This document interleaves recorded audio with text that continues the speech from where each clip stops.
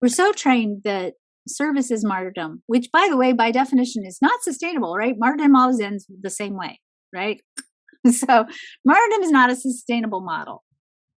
And for us to really engage in a quantum economy, we have to be creating, we have to be creating resources. But the purpose of that creation is not to hoard or to destroy or to do it at all costs. The purpose is to create more, to have more, to share more, to be more, or to be more, to share more.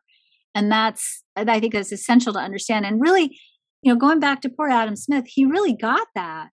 He really got that, hey, when your business does well, it's good for everyone.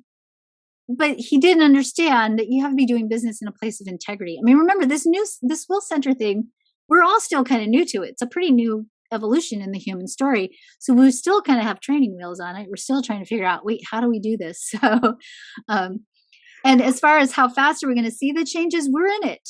We've been in it for 200 years, and so I would say, remember that we had the scientific revolution and it ended like in the 1600s. We didn't get the shift in the chart to the late 1700s.